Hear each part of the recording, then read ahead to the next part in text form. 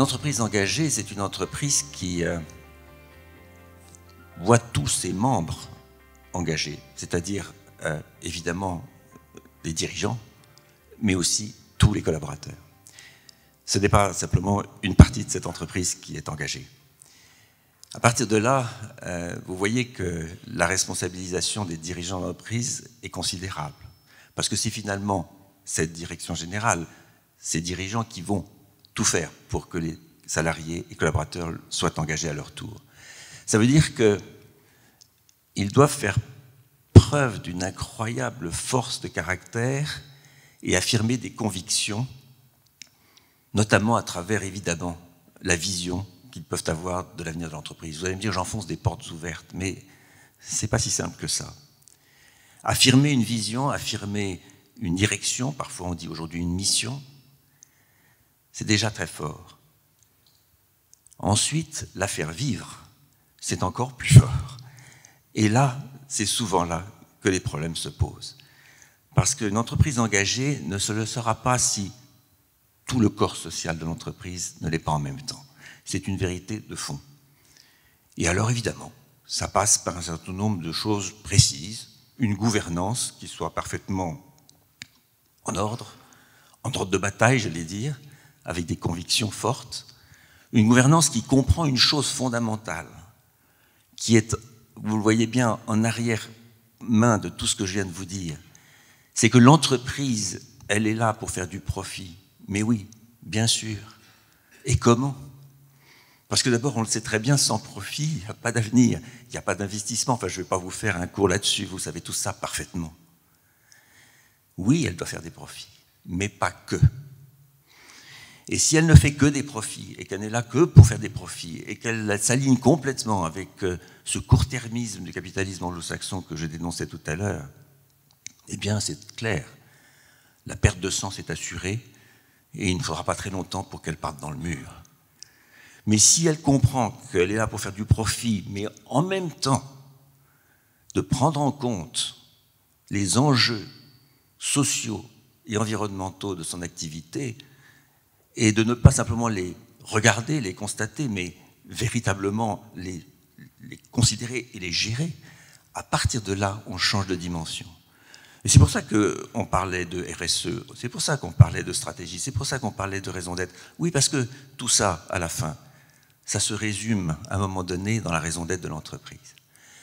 Et voyez-vous, là, on touche le cœur du cœur. Parce que dans tout ce contexte que je vous ai décrit, dans toute cette recherche de sens, qui n'a pas l'expérience dans cette salle de génération, jeunes ou moins jeunes d'ailleurs, il n'y a pas que les jeunes, qui viennent vous voir et vous disent « mais à quoi ça sert? Mais qu'est-ce que vous faites? Quel est mon rôle? De quoi parlons-nous » On a eu ça combien de fois dans nos entreprises? Cette perte de sens, il faut absolument l'arrêter. Voilà. Et la raison d'être est là pour ça. Oui, une entreprise peut être compétitive en étant responsable. Oui, elle peut même être extraordinairement performante. Et voyez-vous, lorsque je parlais de cette fraîcheur qui avait environné la sortie de ce rapport, la critique principale était de dire « mais enfin, vous allez nous rajouter des complications, vous allez nous rajouter des risques, vous allez nous rajouter des problèmes judiciaires, et vous allez nous rajouter des coûts. » Et finalement, est-ce que c'est vraiment ça que l'entreprise vraiment a besoin? Et ma réponse était oui, il faut aller par là. Peut-être un certain investissement au départ, je ne sais pas.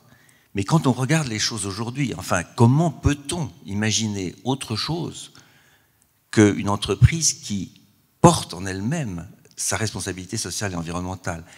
Encore une fois, au-delà de l'évidence, et aujourd'hui, écoutez, franchement, quand on entend ce qui se passe autour de nous dans le monde international, dans le monde politique, quand on voit ce qui se passe à la COP26, quand se passe le chaos qu'il y a dans le monde autour de tous ces grands sujets socio-économiques, comment peut-on imaginer de s'en extraire? Et surtout, comment peut-on imaginer que si on ne s'en occupe pas, on va améliorer la performance de l'entreprise? Mais c'est juste une énorme erreur. Alors, je vais vous citer un exemple tout simple. Le groupe Renault, que je commence à bien connaître. En arrivant, je me suis dit, il fallait qu'on réforme la gouvernance de l'entreprise et, entre autres choses, j'ai souhaité créer un comité stratégique dans l'entreprise, au niveau notamment du conseil. Et puis, quelques semaines après, je me suis dit, mais qu'enfin, Renault ne va survivre dans l'avenir que si nous prenons à cœur toute notre responsabilité, qui est déjà considérable, sur la question de la décarbonation de la mobilité, sur la question de l'inclusivité des personnes. Et vous connaissez tout cela, le monde de Renault a été, dans le passé, parfois exemplaire. Mais le Renault ne survivra pas, même économiquement, si nous ne prenons pas tous ces éléments en compte. Voyez-vous ce que je veux dire? Et alors, du coup, j'ai créé un comité de la RSE. Sauf que, quelques semaines après, je me suis rendu compte qu'un comité stratégique et un comité de la RSE, pour suivre tout ce que nous faisions, pour suivre toutes nos missions, pour suivre tout cela, c'était bien gentil, sauf que ça ne marchait plus. Parce que finalement, je n'arrivais plus à faire fonctionner les deux comités ensemble, puisqu'ils faisaient finalement la même chose. Et à la fin, ce qui est arrivé, c'est le bon sens. C'est-à-dire que nous avons fusionné les deux comités. Parce que finalement, la stratégie de Renault, c'est la RSE. Point barre. Quand je vous disais que la RSE était le cœur de la stratégie de l'entreprise, c'est une autre façon de le traduire.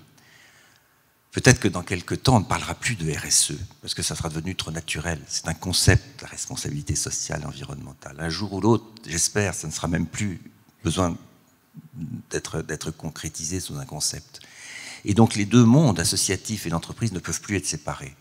Et d'ailleurs, on se rend bien compte dans la vie réelle que c'est de moins en moins le cas. Alors comment fait-on aujourd'hui? Parfois, eh bien, on s'associe avec des groupes de personnes qui, justement, sont impliquées dans le bien commun. Les fondations d'entreprise existent. Ce n'est pas une banalité. Michel, vous le savez, nous avons recréé la fondation Michelin. Et nous avons à ce moment-là porté pas mal de causes qui étaient une manière pour nous de, j'allais dire, d'accompagner cette association. J'ai refondé l'association Renault, la fondation Renault, dans le même but d'inclusivité. Donc c'est une manière de le faire. Une autre manière de le faire, c'est évidemment d'apporter sa propre connaissance, sa propre, j'allais dire, oui, conscience ou connaissance, les deux en même temps d'ailleurs, tout simplement son professionnalisme au service des associations. Monsieur Paillarde, vous êtes un exemple devant nous tous, n'est-ce pas? Mais oui, je sais ce que vous avez fait. Et je pense que tous ceux qui peuvent avoir de la disponibilité, ou même qui n'en ont pas, mais qui peuvent éventuellement porter cela, doivent le faire. Le réseau associatif en France est extraordinairement vivace. D'ailleurs, on en a un formidable exemplaire ce soir. Il faut le porter, il faut le tenir. Et le rôle de l'entreprise est effectivement d'être à côté et parfois dedans. Ça passe par les personnes. Qu'est-ce que vous voulez que je vous dise? Ça commence par ça. S'il y a un endroit où ça peut, je dirais, prospérer, s'il y a un continent où ça peut vraiment se déployer, c'est bien l'Europe. La France a souvent été dans l'histoire, pour le bien ou pour le mal, parfois un phare. Si nous pouvions servir de phare pour l'Europe dans ce domaine-là, ça serait probablement une de mes plus grandes joies.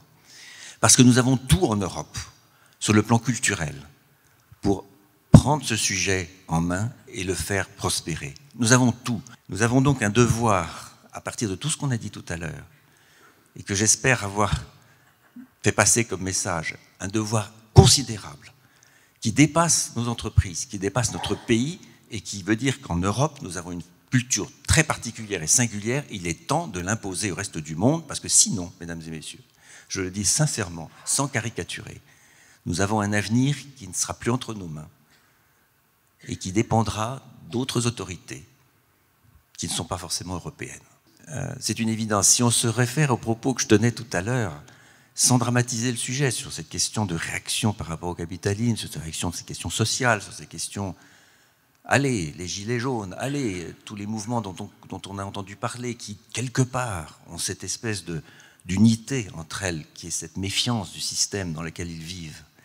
Si on veut éviter que ça se transforme dans les années qui viennent, peut-être même plus tôt, dans des circonstances politiques qui ne seront pas forcément les plus faciles à vivre, si on veut protéger nos démocraties, il faut s'en occuper maintenant, parce qu'on n'a plus trop de temps. Voyez-vous, je crois que si nous avons tous une raison d'être, c'est quand même de vivre libre dans nos démocraties.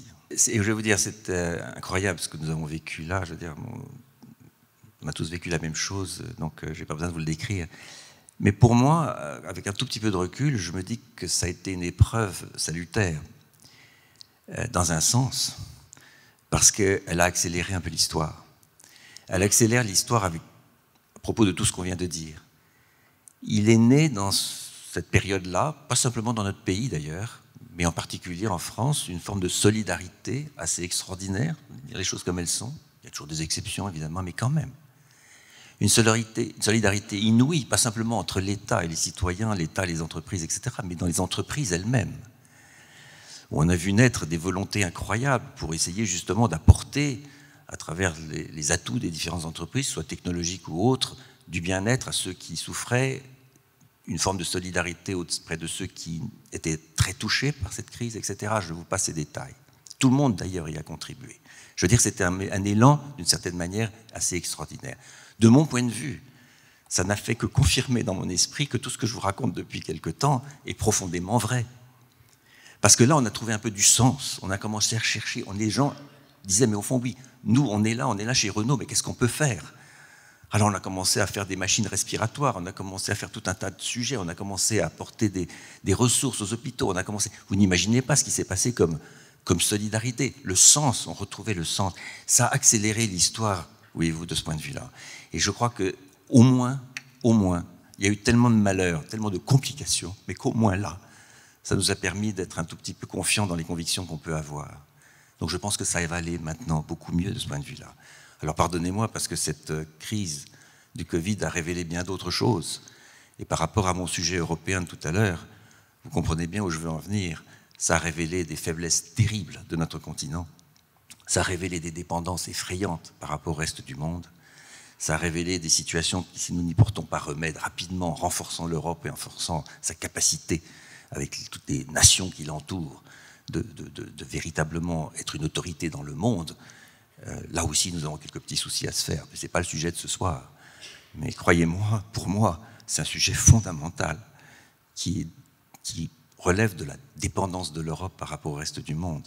Alors déjà, si on pouvait en Europe s'imposer comme une culture particulière qui s'impose au reste, on aurait peut-être gagné une partie de la guerre. Parce que quand je vois ce qui se passe autour de nous, quand je vois ces grands mouvements généreux de solidarité dont vous êtes aujourd'hui les grands porteurs ce soir, quand je vois tout ça, quand je vois par rapport à tout ce que je vous ai raconté, cette immense attente, c'est incroyable, si vous voulez, pression qu'on a sur nos épaules de tout un monde, de toute une génération qui attend de nous qu'on agisse. Ce n'est pas que quand je suis dans les usines de Renault, où je parle de la raison d'être, où je parle de l'entreprise, où je parle de tout cela, où j'ai droit à des attentes inouïes. Pendant des heures, on parle de ces sujets. C'est inimaginable. Il n'y a pas que là, partout. Quand je vois tout ça, quand je vois en même temps ce qu'on est capable de faire par simple volonté, je suis très optimiste, parce que je suis sûr qu'on va y arriver. Voilà. Et c'est simplement la seule chose. Ne traînons pas. Ne traînons pas. Vous m'avez bien compris. Voilà. Ne soyons pas patients, si je puis dire. Voilà. Merci beaucoup Jean-Dominique Senard pour cet échange. Merci à vous. Merci.